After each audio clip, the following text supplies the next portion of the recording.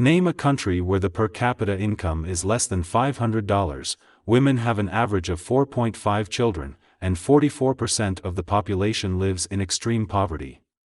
Bangladesh is the correct answer. Despite its problems, the country is undergoing transformation. GDP per capita has more than eightfold increased. Women, on average, have 2 children, which means that parents have more money to spend on each child's education, health, and well-being, and banks have more savings to recycle to industry. The number of people living in absolute poverty has been cut in half. Women's status has significantly improved. Girls outnumber boys in high school. When the country gained independence in 1971, 1 out of every 5 children died before the age of 5. Today, that figure is 1 in 30. Exaggeration should be avoided. Bangladesh is still impoverished. It is beleaguered by political upheaval, environmental threats, and high levels of corruption. It applied to the IMF for a multi-billion-dollar loan in July 2022. But, in the long run, Bangladesh, once dismissed as a bottomless basket, is a development success story. It has lessons for many parts of Africa in this regard, though it is rarely mentioned as a development model. Although South Korea and Singapore are frequently mentioned, no African country has come close to matching their achievements. Bangladesh demonstrates what is truly possible and serves as a rebuke to those who view past national performance as a predictor of future prospects, as well as those who dismiss an entire continent. After independence, Bangladesh experienced famine and political assassination. From this bleak beginning arose a version of success. This can be attributed to a number of factors. The textile industry, for example, has increased its exports from $32 million in 1984 to $34 billion today. Bangladesh earned twice as much from garment exports in 2020 as the other 54 African countries combined.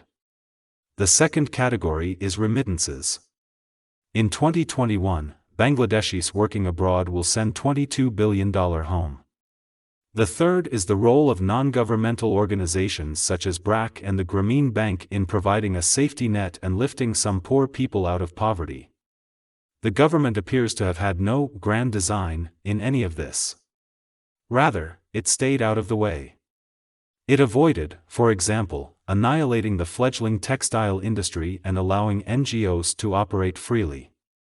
True, Bangladesh has grown by utilizing its own cheap labor, sometimes at exorbitant cost.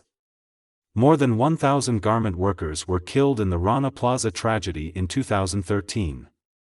Yet, from Britain's pestilent Victorian slums to Japan's Minamata mercury poisoning scandal, every industrializing country has experienced similar horrors. Literacy, electricity, and fertility are 3 other factors that contribute to Bangladesh's development success. Adult literacy above 70%, electricity supply above 300 kilowatt-hours per person, and a fertility rate below 3 children are some prerequisites for industrialization, all of which Bangladesh meets. Many African countries have literacy rates above 70%, implying a ready-made factory workforce. However, only a few countries can provide reliable electricity at competitive prices. Most countries, ranging from Guinea-Bissau, 21 kilowatt-hours per capita, to Ethiopia, 82 kilowatt-hours, and Nigeria, 150 kilowatt-hours, fall short of the 300 kilowatt-hour mark. While the assertion that countries cannot prosper unless fertility rates fall below 3 is debatable, there is a direct relationship between family size, household savings, and the availability and affordability of bank lending for industry.